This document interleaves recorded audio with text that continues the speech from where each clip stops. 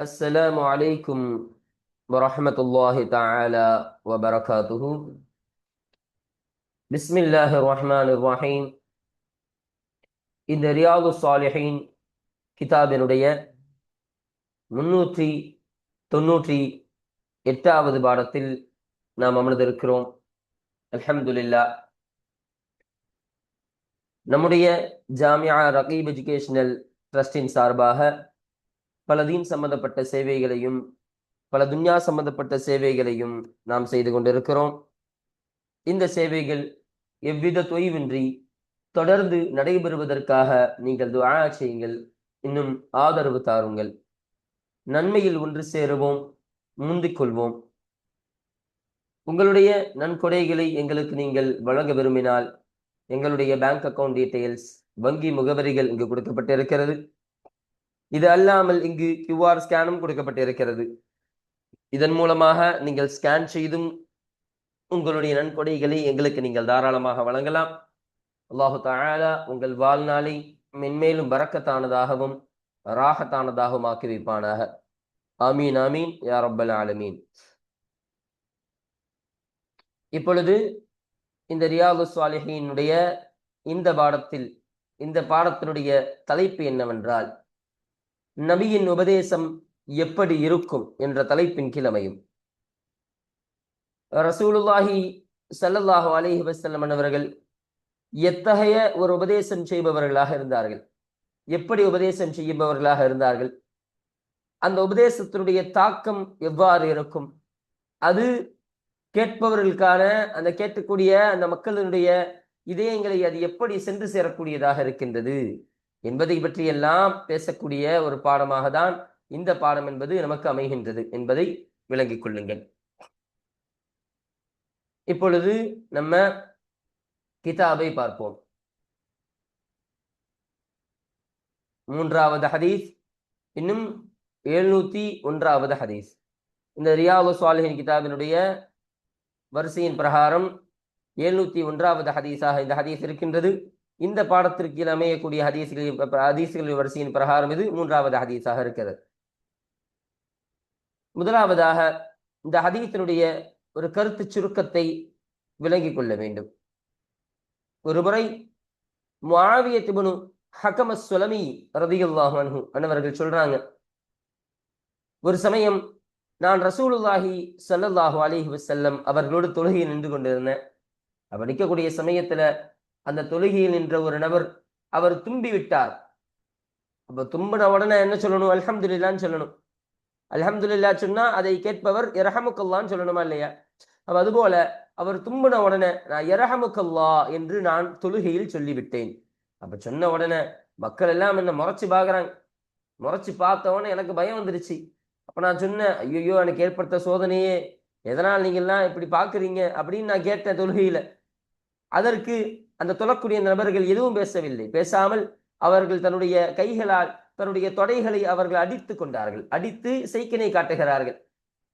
செய்கினை காட்டி அப்போ இப்படி அமைதியா இருப்பா அப்படின்னு மாதிரி ஒரு இஷாரா, ஒரு செய்கினை காட்டுகிறார்கள். செய்கினை காட்டியவுடன் நான் அமைதி காத்து கொண்டேன், நான் எதுவும் பேசாமல் இருந்து கொண்டேன்.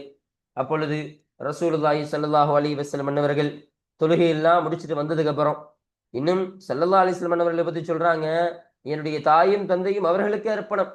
நான் அவர்களை போல ஒரு சிறந்த கற்பிக்கக்கூடிய ஒரு கல்வியாளரை அப்படி நான் பார்த்ததே கிடையாது. அவர்களுக்கு முன்னாலும் பார்த்ததே, அவர்களுக்கு பின்னாலும் பார்த்தது கிடையாது. எந்த அளவிற்கு பக்குவமாக கற்பித்தாங்கன்னு சொன்னா, என்னை ஸல்லல்லாஹு அலைஹி வஸல்லம் அன்னவர்களை விரட்டவில்லை, எந்த ஒரு அடியையும் என்ன அடிக்கல, எந்த திட்டும் என்ன செய்யல. அப்ப எதுவுமே என்ன செய்யல, திட்டவும் செய்யல, அடிக்கவும் செய்யல, என்னை விரட்டவும் செய்யல, என்னை கண்டிக்கவே இல்லை. பக்குவமான முறையில் ஸல்லல்லாஹு அலைஹி வஸல்லம் சொன்னார்கள், இந்த தொழுகை என்பதாகிறது, இந்த தொழுகையில் மனிதர்களுடைய எந்த வார்த்தைகளும் மனிதர்களுடைய எந்த பேச்சும் கலந்து விடக்கூடாது. இந்த தொழுகை என்பது தஸ்பீஹ்களும் தக்பீர்களும் இன்னும் குர்ஆன் மட்டும்தான் இந்த தொழுகையில் இருக்கக்கூடியதாக இருக்கும். குர்ஆனை ஓதுதல் என்ற காரியம் மட்டும்தான் இந்த தொழுகையில் இருக்க வேண்டும். மனிதர்களுடைய பேச்சு, மாறாக மனிதருடைய பேச்சு இந்த தொழுகையில் வந்துவிடக்கூடாது என்று ரசூலுல்லாஹி ஸல்லல்லாஹு அலைஹி வஸல்லம் அவர்கள் எனக்கு சொல்லி தந்தார்கள். சொல்லி தந்த உடனே நான் சில கேள்விகளை ஸல்லல்லாஹு அலைஹி வஸல்லம் இடத்துல வைத்தேன். அது என்ன கேள்வின்னு சொன்னா, யா ரசூலல்லாஹ், நான் இப்படி எதனால நான் இந்த காரியத்தை செஞ்சேன்னு சொன்னா, நான் இஸ்லாத்தில் புதிதாக வந்தவனாக இருக்கிறேன். ஜாஹிலியா காலம், அதாவது அறியாமை காலத்தினுடைய நெருக்கத்தில் நான் இருக்கிறேன். நான் இப்பதான் புதுசு இஸ்லாத்துல வந்து, அதனால எனக்கு இதெல்லாம் தெரியாது யார சொல்லலாம். ஆனா இப்படி சொல்லிட்டு சொல்றாங்க, அந்த கேள்விகளை கேட்கிறாங்க. அல்லாஹ் இப்ப இஸ்லாத்தை கொண்டு வந்துட்டான். ஆனா இஸ்லாத்தை கொண்டு வந்ததற்கு பின்பும் இன்னும் சில மக்கள் இந்த ஜோசியக்காரர்கள் குறிபார்க்கக்கூடியவரிடத்தில் செல்கிறார்களே யார சொல்லலாம் என்று கேட்ட பொழுது ரசூலுல்லாஹி ஸல்லல்லாஹு அலைஹி வஸல்லம் சொன்னார்கள், நீ அவர்களிடத்தில் செல்லாதே என்று எனக்கு உபதேசம் செய்தார்கள். அடுத்தபடியாக அடுத்து நான் கேட்டேன், இன்னும் சில மக்கள் நம்மிலிருந்து இன்னும் சில மக்கள் சகுனம் பார்க்கக்கூடியவர்களாக, நேரம் சகுனம் பார்க்கக்கூடியவர்களாக இருக்கிறார்களே என்று கேட்ட பொழுது அதற்கும் ஸல்லல்லாஹு அலைஹி வஸல்லம் அவர்கள் சொன்னார்கள், அந்த சகுனம் பார்ப்பது என்பது அவர்களுடைய மனதில் பெற்றுக்கொள்ளக்கூடிய ஒரு காரியம்தான். அது அவர்கள் மனதிலேயே உருவாக்கி இருக்கக்கூடிய ஒரு காரியம். இன்னைக்கு இது நடக்கும் அப்படின்னு சகுனம் பார்த்தாங்கன்னு சொன்னா அது அவங்க நம்பிக்கை, அவ்வளவுதான். தவிர அது அவர்களை எப்பொழுதும் தடுக்காது. அந்த நேரத்தை விட்டு அது எப்போதும் அவர்களை தடுக்காது. அது எப்போதும் பலிக்கும் என்று சொல்ல முடியாது. அதனால் அந்த சகுனம் பார்க்கவும் நீ போகாதே, அதுவும் இந்த இஸ்லாத்தில் கூடாது என்பதை ரசூலுல்லாஹி ஸல்லல்லாஹு அலைஹி வஸல்லம் அவர்கள் அந்த முஆவியத் இப்னு ஹக்கம் அஸ்-சுலமி ரலியல்லாஹு அன்ஹு அவர்கள் கற்றுத்தந்த இந்த ஹதீஸை தான் நம்ம பார்க்க இருக்கிறோம். இதுதான் இந்த ஹதீஸினுடைய ஒரு கருத்து சுருக்கம். இதனுடைய தர்ஜுமாவை நம்ம பார்ப்போம் வாங்க. وعن معاوية بن الحكم السلمي رضي الله عنه. சுலமி கோத்திரத்தை சார்ந்த ஹக்கம் என்பவருடைய மகனான முஆவியா ரலியல்லாஹு அன்ஹு அவர்களை தொட்டு அறிவிக்கப்படக்கூடிய ஹதீஸாக இந்த ஹதீஸ் என்பது இருக்கின்றது. கால அவர்கள் சொன்னார்கள், பைனா ஒரு சமயம் அன உஸல்லி மஅ ரசூலில்லாஹி ஸல்லல்லாஹு அலைஹி வஸல்லம், அல்லாஹ்வுடைய தூதர் ஸல்லல்லாஹு அலைஹி வஸல்லம் அவர்களோடு நான் தொழுது கொண்டிருந்தேன். இது ஆதஷ ரஜுலும் மினல் கௌமி, இது அப்பொழுது ஆதஷ ரஜுலும் மினல் கௌமி, கூட்டத்திலிருந்து ஒரு நபர் தும்பினார். தும்பியவுடன் ஃபகுல்து, அப்பொழுது நான் சொன்னேன், யர்ஹமுக்கல்லாஹ், அல்லாஹ் உனக்கு ரஹமத்து செய்வானாக என்று நான் கூறினேன்.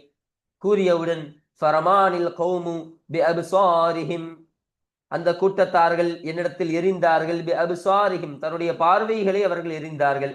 அப்ப பார்வைகளை எரிந்தார்கள்னா என்ன அப்படியே பார்த்தாங்க. அவங்க நான் தும்பின உடனே என்ன ஒரு மாதிரி மறைச்சு பார்த்தார்கள். மறைச்சு பார்த்த உடனே ஃபகுல்து, அப்பொழுது நான் சொன்னேன், வசுகுல உம்மியா, என்னுடைய உம்மாக்கு ஏற்பட்ட சோதனையே.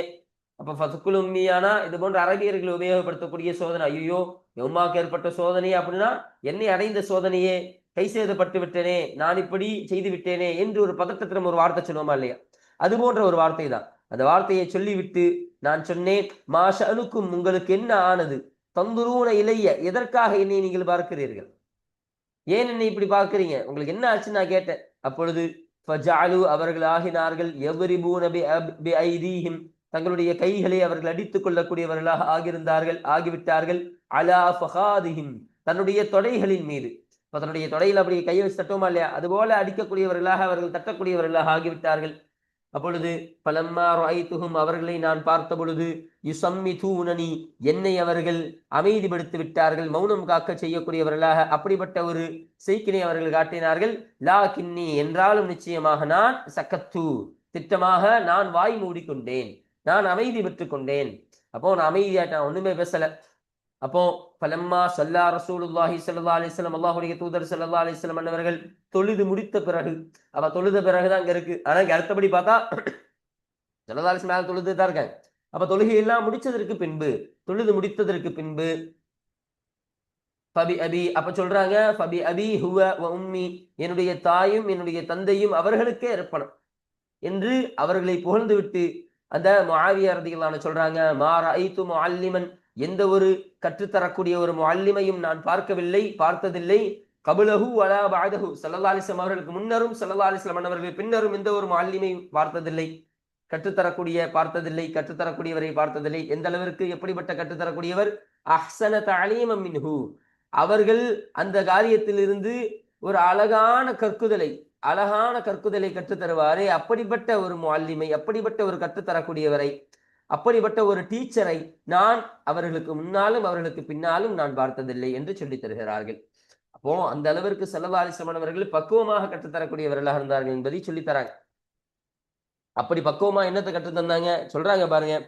வல்லாஹி, அல்லாஹ் மீது சத்தியமாக, மா கரஹனி, ஸல்லல்லாஹு அலைஹி வஸல்லம் அவர்கள் என்னை விரட்டவில்லை, வலா ضربனி, இன்னும் அவர்கள் என்னை அடிக்கவில்லை, வலா ஷதமனி, இன்னும் அவர்கள் என்னை திட்டவும் இல்லை. ஸல்லல்லாஹு அலைஹி வஸல்லம் என்னை கண்டிக்கவே இல்லை, என்னை கண்டிக்காமல் எனக்கு பக்குவமான முறையில் சொன்னார்கள். கால ஸல்லல்லாஹு அலைஹி வஸல்லம் அவர்கள் சொன்னார்கள், இன்ன ஹாதிஹி ஸலாத்த, நிச்சயமாக இந்த தொழுகையாகிறது, லா யஸ்லுஹு ஃபீஹா, இந்த தொழுகையில் சேர்ந்து விடக்கூடாது, ஷைஉன் மின் கலாமின் நாசி, மக்களுடைய பேச்சிலிருந்தும் எந்த ஒரு விஷயமும் இந்த தொழுகையில் கலந்து விடக்கூடாது என்று ஸல்லல்லாஹு அலைஹி வஸல்லம் சொன்னார்கள். அது மட்டும் கிடையாது, இன்னமா, நிச்சயமாக இந்த தொழுகை என்பதெல்லாம் இஹிய தஸ்பீஹு வ தக்பீரு வ கிராஅத்துல் குர்ஆனி, தஸ்பீஹுகளும் தக்பீர்களும் கிராஅத்துல் குர்ஆன், குர்ஆனை ஓதுதல் மாத்திரமே அமைந்திருக்கக்கூடியதுதான் இந்த தொழுகை.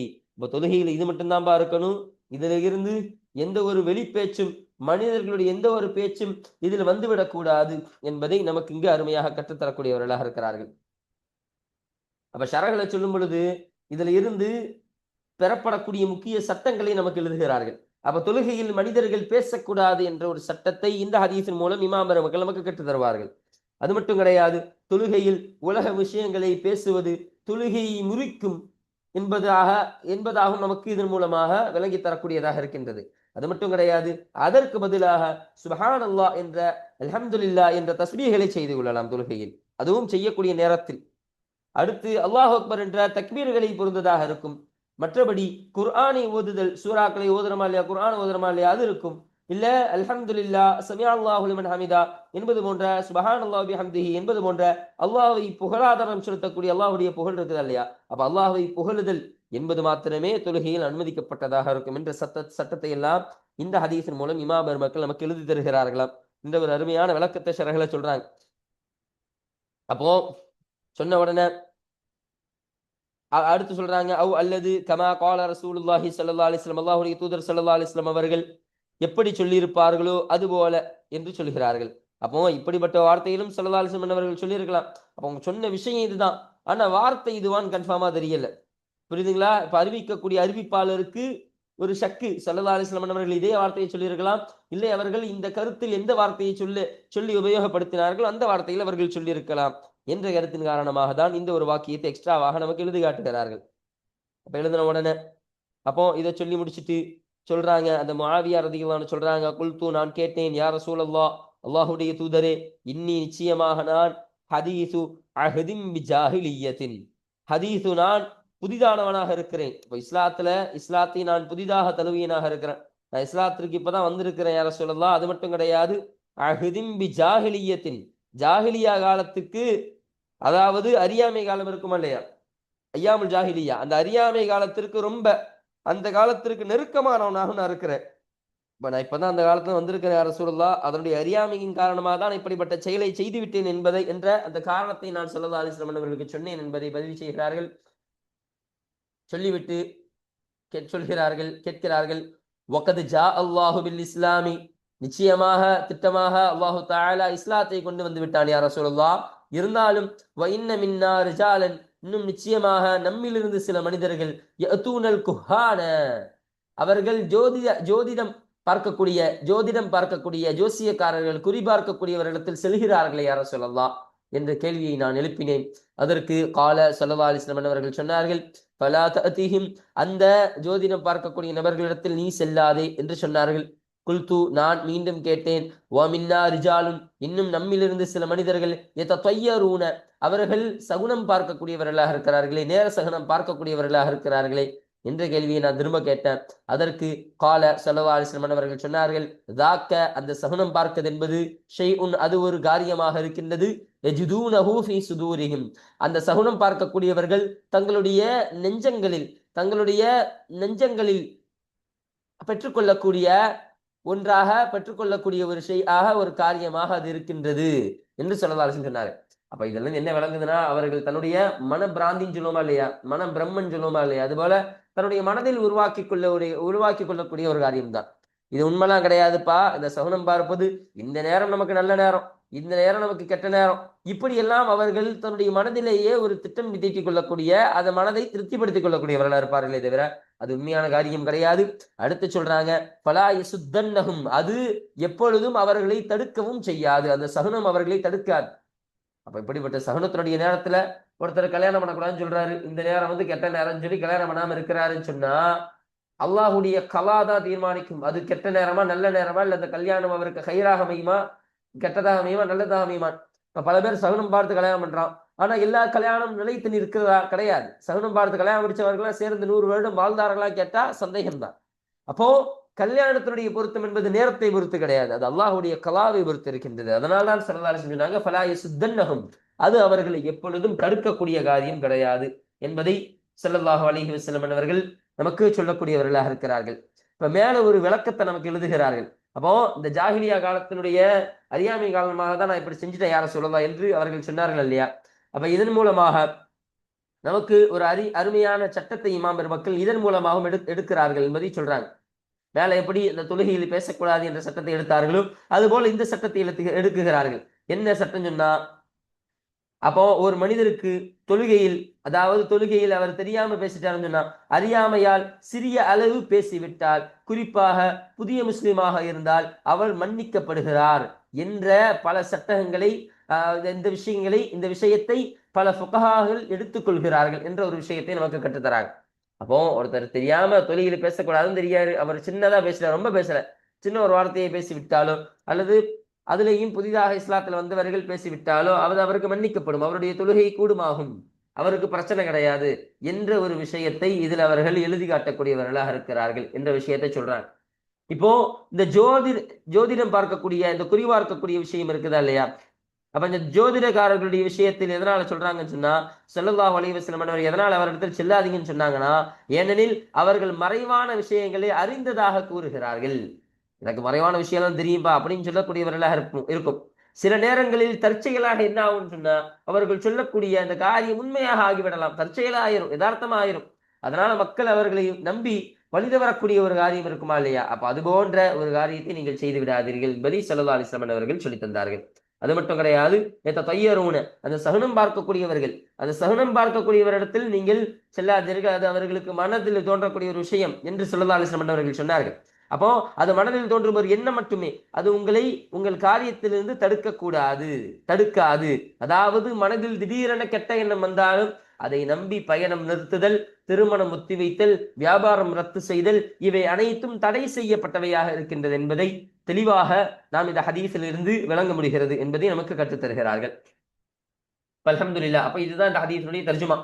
இந்த ஹதீஸிலிருந்து படிக்கக்கூடிய, கற்றுக்கொள்ளக்கூடிய முக்கிய பாடங்கள் என்னன்னு சொன்னா, தொழுகையில் மனிதர்களுடன் பேசக்கூடாது, புதியவர்களுக்கு மென்மையாக கற்றுக் கொடுக்க வேண்டும் என்பதையும் கற்றுக்கொள்ளலாம். நபி ஸல்லல்லாஹு அலைஹி வஸல்லம் அவர்கள் மிக உயர்ந்த ஆசிரியராக இருக்கிறார்கள். அது மட்டும் கிடையாது, அறியாமையால் ஏற்பட்ட சிறிய தவறுகள் மன்னிக்கப்படலாம். இன்னும் ஜோதிடர்கள், காஹின்கள், அதாவது ஜோதிடர்களும் குறி சொல்பவர்கள் ஆகியோரிடம் செல்லக்கூடாது. சகுனத்தை நம்புவது தடை செய்யப்பட்டுள்ளதாக இருக்கின்றது. மனதில் தோன்றும் கெட்ட எண்ணத்தை பின்பற்றாமல் அல்லாஹ்வின் மீது நம்பிக்கை கொண்டு தவக்குல் வைக்க வேண்டும் என்பதையும் இந்த ஹதீஸ் நமக்கு கற்றுத் தருகிறது. இப்ப இந்த ஹதீஸ் நபி ஸல்லல்லாஹு அலைஹி வஸல்லம் அவர்களின் கருணை மிக்க போதனை முறையையும், தொழுகையின் ஒழுக்கங்களையும், மூட நம்பிக்கையிலிருந்து முஸ்லிம்களை பாதுகாக்கும் இஸ்லாமிய வழிகாட்டுதலையும் தெளிவாக எடுத்துரைக்கக்கூடிய ஒரு ஹதீஸ் தான் இந்த ஹதீஸ் என்பதை நமக்கு அருமையாக கற்றுத்தரக்கூடியவர்களாக இருக்கிறார்கள். பாருங்க, ரவாஹு முஸ்லிம், இந்த ஹதீஸனை முஸ்லிம் ரஹ்மத்துல்லாஹி அலைஹி அன்னவர்கள் அறிவித்தார்கள். இப்ப மேல ஒரு வார்த்தை சொன்னாங்களா இல்லையா, அசுக்குல் என்பதாக ஒரு வார்த்தை. அந்த வார்த்தைக்கான அர்த்தத்தை சொல்றாங்க பாருங்க. சுக்குல் என்பதாகிறது பிவம்மி சாயில் முசல்லசதி, 3 புள்ளிகளை வைத்த சாவை கொண்டு, சாவுக்கு வம்மு செய்து வாசிக்க வேண்டும். 3 புள்ளி கொண்ட சா இருக்குதா, அதற்கு வம்மு செய்து வாசிக்க வேண்டும் என்பதை கற்றுத்தராங்க. அதனுடைய அர்த்தம் என்ன, அல் முசீபத்துல் ஃபஜிஆ, ஒரு கடுமையான ஒரு பெரிய சோதனை என்ற அர்த்தத்திற்கு இது வரக்கூடியதாக இருக்கும் என்று சொல்றாங்க. மா கரஹனி என்ற வார்த்தையை சொன்னாங்க. அதற்கான அர்த்தம் என்ன, அதாவது மாநகரணி, என்னை அவர்கள் விரட்டவில்லை என்ற அர்த்தத்திற்கு இது வரக்கூடியதாக இருக்கும் என்பதை நமக்கு அருமையாக கற்றுத் தருகிறார்கள். இப்ப அடுத்தபடியாக இந்த 4வது ஹதீஸு 702வது ஹதீஸை நம்ம பார்ப்போம். இந்த ஹதீஸில் சொல்லப்படக்கூடிய செய்தி என்னன்னு சொன்னா, ஐர்பாத் இப்னு சாரியா ரலியல்லாஹு அன்ஹு அவர்கள் சொல்கிறார்கள், ஒருமுறை ஸல்லல்லாஹு அலைஹி வஸல்லம் அவர்கள் எங்களிடத்தில் ஒரு உபதேசம் செய்யக்கூடியவர்களாக இருந்தார்கள். அந்த உபதேசத்தின் காரணமாக எங்களுடைய கல்புகள் எல்லாம், எங்களுடைய இதயங்கள் எல்லாம் நடுங்கி விட்டது. அது மட்டும் கிடையாது, எங்களுடைய கண்களில் இருந்து கண்ணீர் எல்லாம் வடிந்து விட்டது. அந்த அளவிற்கான ஒரு கடுமையான, அந்த அளவிற்கு ஒரு தாக்கத்தை ஏற்படுத்தக்கூடிய ஒரு உபதேசத்தை அவர்கள் செய்தார்கள் என்ற விஷயத்தை இந்த ஹதீஸின் மூலம் நமக்கு சொல்லித் தருகிறார்கள். அப்ப பாருங்க, ஹதீஸுடைய தர்ஜுமாவை பார்ப்போம். வஅனில் ஐர்பால் இப்னு சாரியத் ரலியல்லாஹு அன்ஹு, சாரியா என்பவருடைய மகனான ஐர்பால் ரலியல்லாஹு அன்ஹு அவர்களை தொற்றும் அறிவிக்கப்படக்கூடிய ஹதீஸாக இந்த ஹதீஸ் அமைகின்றது. கால அந்த ஐர்பால் ரலியல்லாஹு அன்ஹு அன்னவர்கள் சொன்னார்கள், வஅலனா ரசூலுல்லாஹி ஸல்லல்லாஹு அலைஹி வஸல்லம் வஅயிலத்தன், அல்லாஹ்வுடைய தூதர் ஸல்லல்லாஹு அலைஹி வஸல்லம் அவர்கள் எங்களுக்கு மத்தியில் ஒரு உபதேசத்தை அவர்கள் உபதேசம் செய்தார்கள். அந்த உபதேசத்தின் காரணமாக வஜிலத் மின்ஹல் குலூபு, அந்த உபதேசத்தின் காரணமாக நடுங்கி விட்டது அல் குலூபு, இதயங்கள் எல்லாம் நடுங்கி விட்டது. எங்களுடைய இதயங்கள் எல்லாம் நடுங்கிடுச்சு. இதயங்கள் எதனால் நடுங்கிடுச்சுன்னு சொன்னா, அல்லாஹ்வின் பயம் வந்து விட்டது, மறுமையினுடைய நினைவுகள் வந்து விட்டது, பொறுப்புணர்வு ஆகியவற்றால் உள்ள மச்சம் அடைந்து விட்டது. அப்போ ஸல்லல்லாஹு அலைஹி வஸல்லம் பேச்சால அவர்கள் சின்ன ஒரு உபதேசம் செஞ்சாங்க.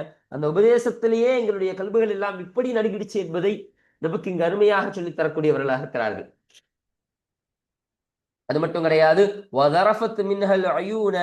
இன்னும் அந்த உபதேசத்தின் காரணமாக சிந்திவிட்டது அல் அயூன, கண்களை சிந்திவிட்டது, அதாவது கண்களிலிருந்து கண்ணீரை சிந்திவிட்டது என்று சொல்கிறார்கள். அப்போ நாங்கள் எல்லாம் அழுது விட்டோம், எங்கள் கண்ணீர் எல்லாம் வடிந்து விட்டது. அப்ப அந்த அறிவுரை மக்களின் மனதை ஆழமாக தொட்டதால் அவர்களின் கண்களில் கண்ணீர் பெருகியது என்று ஷரஹ்ல சொல்றாங்க. பின்னர் ஹதீஸின் மீது அப்போ இந்த ஹதீஸ் இருக்குதா இல்லையா, இந்த ஹதீஸின் மூலமாக ஸல்லல்லாஹு அலைஹி வஸல்லம் அவர்கள் செய்த இந்த உபதேசம், அந்த உபதேசத்தின் மூலமாக அவருடைய கண்களிலிருந்து கண்ணீர் வரும் அளவிற்கு, கல்புகள் நடுங்கும் அளவிற்கு ஸல்லல்லாஹு அலைஹி வஸல்லம் அவர்கள் உபதேசம் செய்யக்கூடியவர்களாக இருந்தார்கள் என்பதை நமக்கு கற்றுத்தருகிறார்கள். சொல்றாங்க பாருங்க, வதக்கரல் ஹதீஸ, இன்னும் மீதமுள்ள இந்த ஹதீஸினை முஆவியா ரலியல்லாஹு அன்ஹு அவர்கள் சொன்னார்கள். அப்போ மீதமுள்ள ஹதீஸ்னா இந்த ஹதீஸ் வந்து ஒரு சுருக்கம் தான். அந்த ஒரு பெரிய ஹதீஸ், அந்த பெரிய ஹதீஸ்ல இருந்து ஒரு சுருக்கம், ஒரு சின்ன பகுதி தான் இந்த ஒரு வார்த்தை.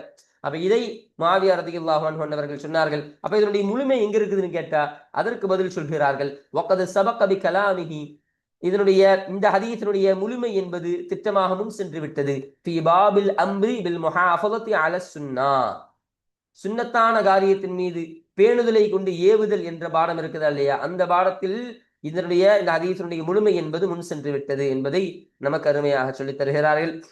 இன்னும் வதக்கரனா, இன்னும் நாம் கூறினோம், அன்ன திருமிதிய, நிச்சயமாக திருமிதி ரஹ்மத்துல்லாஹி அலைஹி அன்னவர்கள் கால, அவர்கள் சொன்னார்கள், இன்னஹு, நிச்சயமாக இந்த ஹதீஸ் ஆகிறது, ஹதீஸுன் ஹஸனுன் ஸஹீஹுன், ஸஹீஹான ஹஸனான ஹதீஸ் என்பதாக திருமிதி ரஹ்மத்துல்லாஹி அலைஹி அன்னவர்கள் இந்த ஹதீஸிற்கு பறைசூட்டுகிறார்கள் என்பதை நம்ம பார்க்க முடிகிறது. அல்ஹம்துலில்லாஹ். அப்போ இந்த ஹதீஸ்ல இருந்து நம்ம கற்கக்கூடிய பாடம் என்னன்னு சொன்னா, சிறந்த அறிவுரை, அதாவது ஒரு சிறந்த அறிவுரை எப்படி இருக்கணும்னு சொன்னா, ஆழமான கருத்துக்களை கொண்டதாக இருக்க வேண்டும். ஒரு சாதாரணமான பேச்சாக இருக்கக்கூடாது. ஒரு சும்மா கேட்டு இந்த காதுல வாங்கி அந்த காதுல விடக்கூடிய பேச்சாக இருக்கக்கூடாது. மனதை ஆழமாக தொடக்கூடிய ஆழமான கருத்து மிக்க ஒரு பேச்சாக இருக்க வேண்டும். அது மட்டும் கிடையாது, தெளிவாகவும் வலிமையாகவும் சொல்லப்பட வேண்டும். அந்த கருத்து சாதாரணமா சொல்லக்கூடாது, தெளிவாக சொல்லணும், உறக்க சொல்லணும். கருத்தை ரொம்ப தெளிவாக ஆழமாக பதியும் அளவிற்கு, கேட்கக்கூடிய அளவிற்கு சொல்லணும். அது மட்டும் கிடையாது, கேட்பவருடைய இதயத்தை தொடக்கூடிய அளவிற்கு அது இருக்க வேண்டும். இன்னும் அது மட்டும் கிடையாது, அவர்களுடைய அந்த கேட்கக்கூடியவருடைய அந்த வாழ்க்கையில் நன்மை தரும் வகையில் அது இருக்க வேண்டும். அதுதான் சிறந்த பேச்சு. அப்ப அதனால்தான் சொன்னாங்க, சிறந்த பேச்சு என்பது மக்களுக்கு நன்மை எடுத்து காட்டும் பேச்சாகும் என்று சொல்ல காரணமே இதுதான். ஒரு சிறந்த பேச்சு என்பது மக்களுக்கு நன்மையை ஏவக்கூடியதாக இருக்கும், நன்மையை போதிக்கக்கூடியதாக இருக்கும், அவருடைய மனதில் ஸ்ட்ரைட்டாக சென்றடையக்கூடிய ஒரு விஷயமாக இருக்குமா இல்லையா. அதனாலதான் இப்படிப்பட்ட ஒரு விஷயத்தை நமக்கு இங்கு அருமையாக சொல்லித் தருகிறார்கள். சரிங்களா, அல்ஹம்துலில்லாஹ். அப்போ இந்த ஹதீஸ் என்பது இதற்கு மேல உள்ள ஹதீஸ் இருக்குதா இல்லையா, இந்த மேல உள்ள ஹதீஸ் வந்து இந்த பாடத்திற்கு கீழே முஸன்னிஃப் அவர்கள் கொண்டு வருவதற்கான காரணம் என்னன்னு சொன்னா, இங்க ஸல்லல்லாஹு அலைஹி வஸல்லம் இடத்துல அந்த முஆவியா ரலியல்லாஹு அன்ஹு அவர்கள் கேட்கக்கூடிய கேள்விகளுக்கெல்லாம் ஸல்லல்லாஹு அலைஹி வஸல்லம் அவர்கள் பொறுமையாக பதில் சொன்னார்கள். பலா தஅதீஹிம், அவரிடத்தில் நீங்கள் செல்லாதீர்கள். அது மட்டும் கிடையாது, தாக்க ஷையுன் யஜிதூனஹு, அதெல்லாம் சொன்னாங்களா இல்லையா. அப்ப அவருடைய நெஞ்சங்களில் அவர்கள் உருவாக்கி கொள்ளக்கூடிய ஒரு சில எண்ணம் தான் அது, மற்றபடி இது உண்மை கிடையாது என்ற ஒரு உபதேசத்தை ஸல்லல்லாஹு அலைஹி வஸல்லம் அவர்கள் செய்தார்கள் இல்லையா. அந்த உபதேசத்தின் காரணமாக தான் இந்த ஹதீஸ் என்பது இந்த பாடத்திற்கு கீழே பதிவு செய்யப்படக்கூடிய காரணமாக இருக்கும். இப்ப அது போலவே தான் இதுவும், இங்கு ஸல்லல்லாஹு அலைஹி வஸல்லம் உபதேசம் எப்படி இருக்கும் என்பதை கற்றுத் தருகிறார்கள். கல்பை தொடக்கூடிய அளவிற்கு இருக்கும், கல்பை நடுங்க செய்யக்கூடிய அளவிற்கு இருக்கும். அது மட்டும் கிடையாது, கண்களில் கண்ணீர் வடியக்கூடிய அளவிற்கும் அந்த உபதேசம் என்பது இருக்கக்கூடியதாக இருக்கும் என்பதை இந்த ஹதீஸின் மூலம் நாம் விளங்கிக் கொள்ள முடிகிறது. இப்ப இந்த ஒரு கருத்தின் காரணமாக தான் முஸன்னிஃப் அவர்கள் இந்த பாடத்தில் இந்த ஹதீஸை இந்த பாடத்திற்கு தோதுவாக நமக்கு அருமையாக கொண்டு வருகிறார்கள். அல்ஹம்துலில்லாஹ். அப்ப இந்த பாடத்தில் இந்த 3வது ஹதீஸான இந்த ஹதீஸையும் இந்த 4வது ஹதீஸான இந்த ஹதீஸுடைய தர்ஜுமாக்கள், விளக்கங்கள், அனைத்து செய்திகளையும் பற்றி முழுமையாக பார்த்து இந்த பாடத்தை நாம் நிறைவு செய்து விட்டோம். அல்ஹம்துலில்லாஹ். இந்த பாடத்தில் எதை படித்தோமோ அதை அமல் செய்யக்கூடிய தௌஃபீக்கை அல்லாஹு தஆலா உங்களுக்கும் எனக்கும் நசீபாக்கி வைப்பானாக. இப்போ இன்ஷா அல்லாஹ் நாம் அடுத்த பாடத்தில் இந்த 92வது பாடமான இந்த பாட தலைப்பு, அதை குறித்த செய்திகள், அதற்கு பின்னால் வரக்கூடிய விஷயங்கள், தர்ஜுமாக்கள், விளக்கங்கள் போன்ற அனைத்து காரியங்களை பற்றியும் இன்ஷா அல்லாஹ் நாம் அடுத்த பாடத்தில் நாம் முழுமையாக பார்ப்போம். வாஹிரு தஅவானா அல்ஹம்துலில்லாஹி ரப்பில் ஆலமீன். அஸ்ஸலாமு அலைக்கும் வரஹ்மத்துல்லாஹி தஆலா வபரகாத்துஹு.